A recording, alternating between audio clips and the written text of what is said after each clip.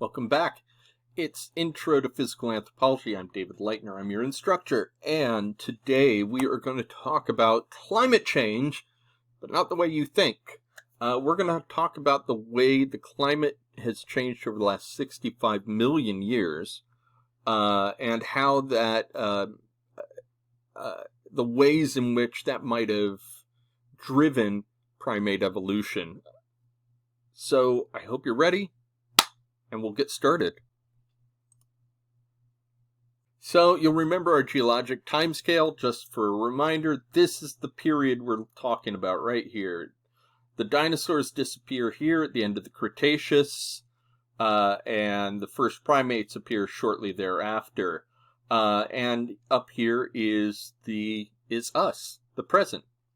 So it's about 65 million years that we're going to cover in a whirlwind tour, but I think you can handle it.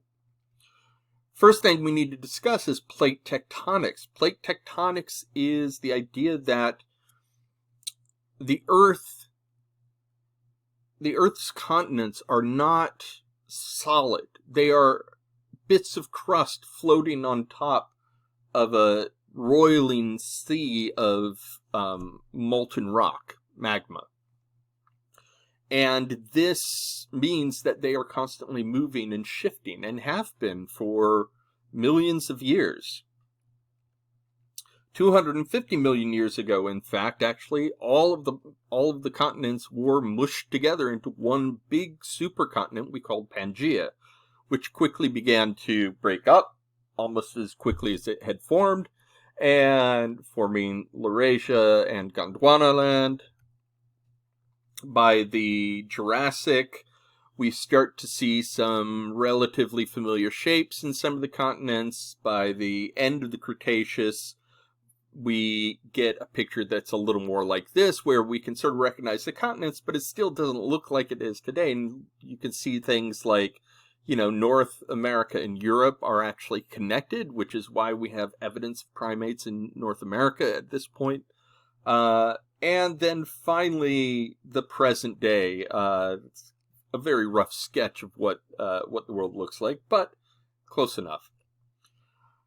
During the 65 million years, those plate tectonics have been a major driver behind a constantly changing climate. The overall trend throughout the Cenozoic has been one of cooling and drying.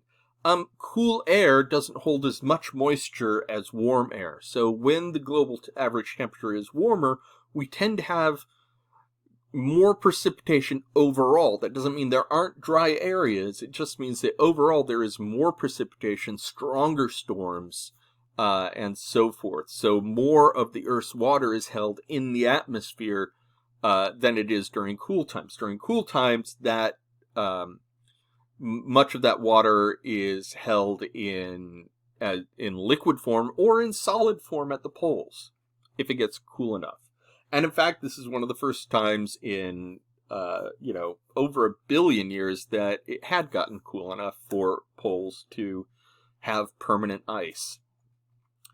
The big events of the Cenozoic include this early thermal maximum here. So we start the Cenozoic about 10 degrees Celsius above today's average global temperature. I should say actually the mid-20th century average. That's what this is calibrated to. So the average global temperature between about 1950 and 1980 it would be at 0 here. So the average temperature at this point, 65 million years ago, is about 10 degrees Celsius above that.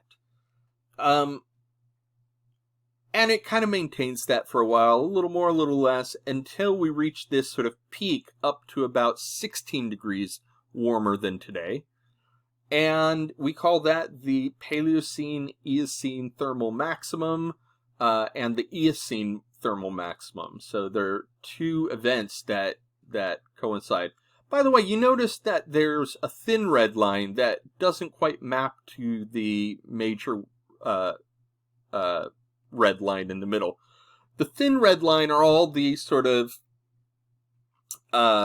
it's all of the noise, right, in the system. This is the, I won't say annual, but these are the very regular, brief fluctuations in climate. The red line is kind of the trend. It's marking the trend for us. So in this warm, moist world, we no longer have dinosaurs. And so a bunch of new niches have opened up. Mammals are starting to fill a lot of these same niches that the dinosaurs had filled before, but there were also new kinds of plants as well. The first angiosperms had actually already been in place during the Cretaceous, but it was around this time that they start to explode and become the dominant form of plant in around most of the world. So these are flowering plants. Well, flowering plants rely on either wind or, more often, insects to pollinate them. This created a new niche for insects, and there was an explosion in the diversity of pollinators around the globe. This meant that there was now a diversity and an explosion in just populations of insects in general, which creates opportunities for insectivores.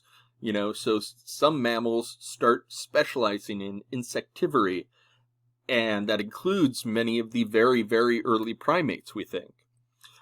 In addition, there was a proliferation of fruit-bearing plants as well. This comes, you know, on the heels of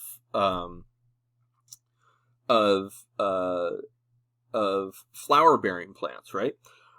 Which means that was another niche that mammals started to fill, surviving on fruit, or frugivory. So there was an explosion in the number of frugivores, another path that some of the early primates took.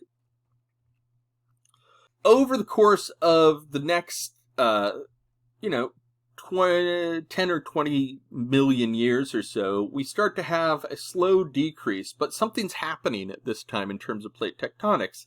Namely, there are a couple of major collisions going on. The big one is the collision between the Indian and the Eurasian continental plates.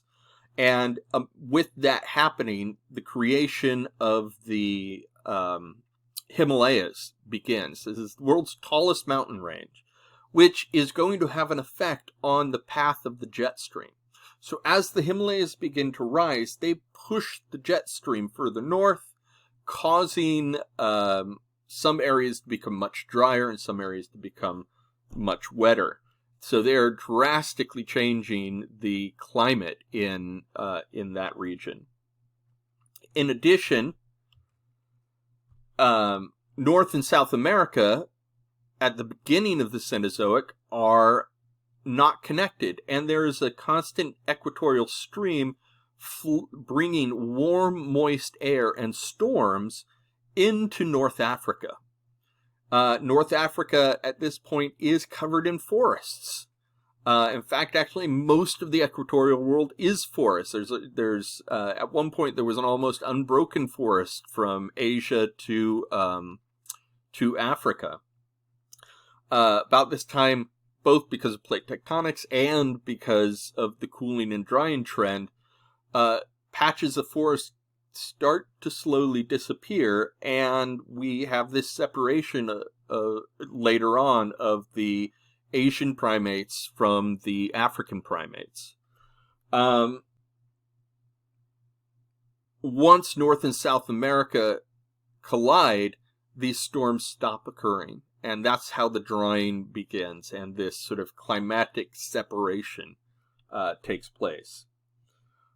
In addition, you also have, as I pointed out, the beginning of the Antarctic glaciation. Now, this actually comes on the heels of another event at the same time called the Grand Coupure, the Big Cut. The Grand Coupure it occurred about 33.5 million years ago, and as you can see, it's actually a very steep drop in temperature compared to the other drops on this chart. And it created not one of the 6 great mass extinctions, but still a very major mass extinction. We call this the Eocene-Oligocene extinction, or the Grand Coupure. It was probably caused by a combination of prolonged volcanic activity, possibly a meteorite strike as well, similar to what happened to end the Cretaceous, although not nearly as large.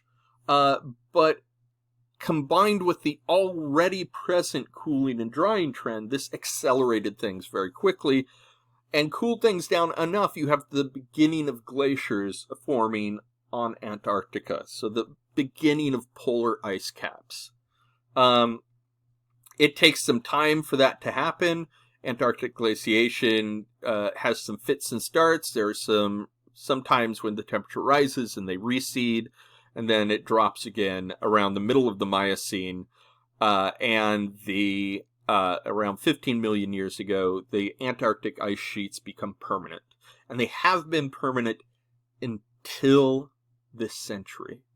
We are looking at possibly the disappearance of the entire ice sheets over the next, optimistically, few hundred years. Optimistically. They could disappear much faster than that. And even if just a fraction of them melt into the oceans, that will wreak havoc on ocean currents.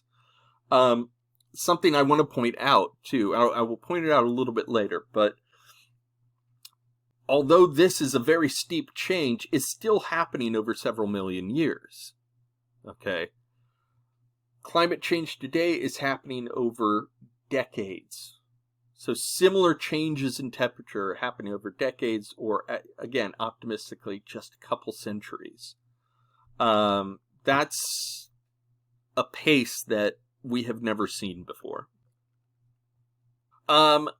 As temperatures continue to drop in the Miocene, we eventually reach present-day levels, but you notice there's a lot more chaos here in the climatic changes. So over the past several million years, we have been going through periods of massive hemispheric glaciation, these massive continent-wide ice sheets forming and then receding and forming and then receding as the temperature goes up and down and up and down. But again, over tens to hundreds of thousands of years rather than decades and centuries. So how do we even know what the temperature was in the past? How could we even begin to study climate of a time that doesn't exist anymore? Well, one big help, there's a lot of different ways, but one of the big ones are these little guys. These are microscopic shells. In reality, these are the size of grains of sand. In fact, actually, when you pick up sand, there's likely some of these guys in it. And we pull these out of sediments from the bottom of the ocean, or from cliff faces if the ancient ocean floors have been raised up. And we can test their shells for their chemical composition, and that will give us clues about whether things were warmer or cooler. And the reason that is, it has to do with the water cycle. Okay, we all know the sun beats down on the ocean water evaporates, forms clouds. Clouds sort of travel onto the mainland where they drop their water. That water runs off back into the ocean.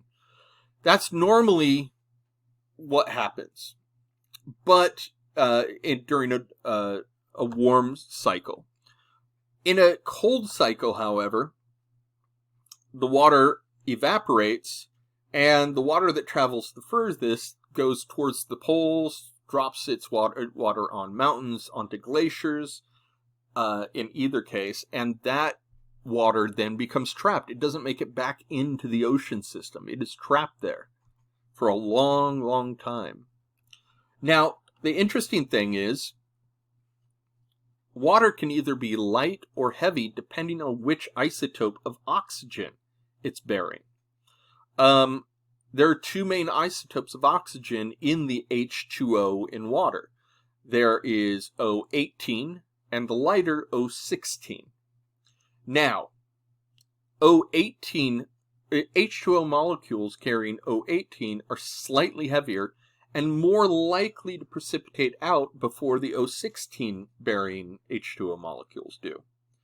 That means by the time the cloud reaches the poles, it's carrying mostly O16.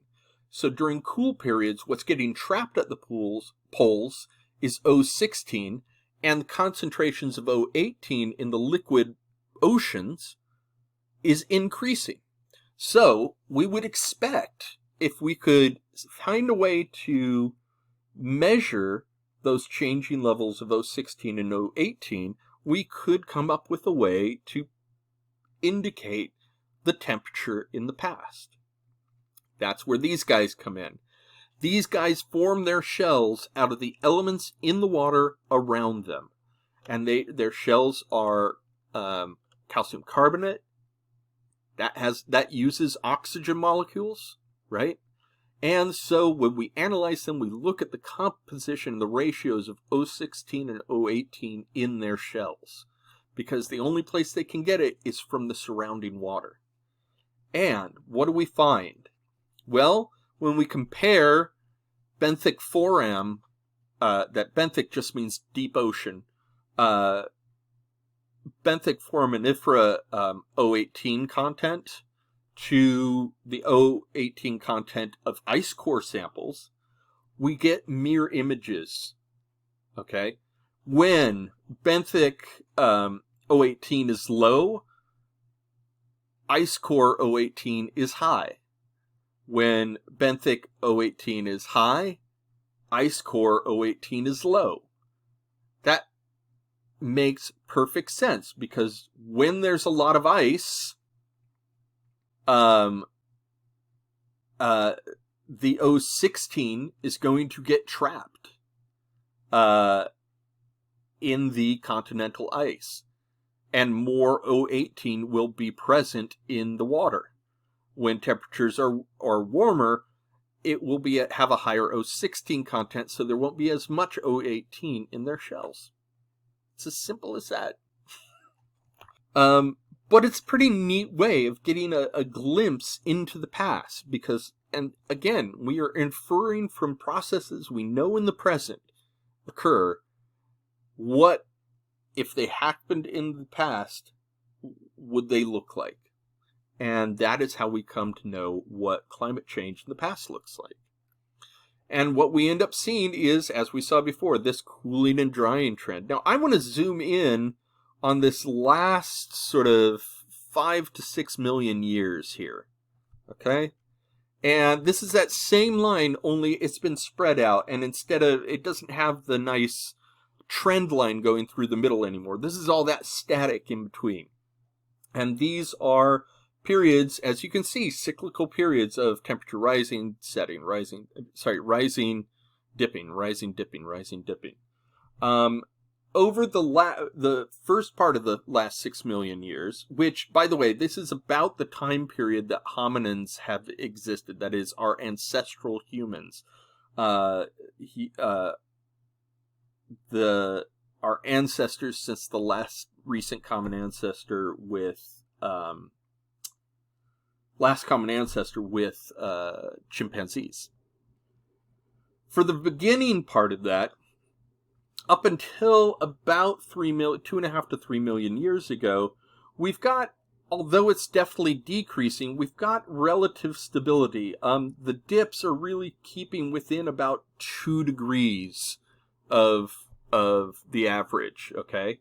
The dips aren't that big, but starting around, and you can see they're sort of hovering just above the mid 20th century average here. That same scale, 2 degrees Celsius above mid-century average, 2 degrees below, 4 degrees, 6 degrees, 8 degrees.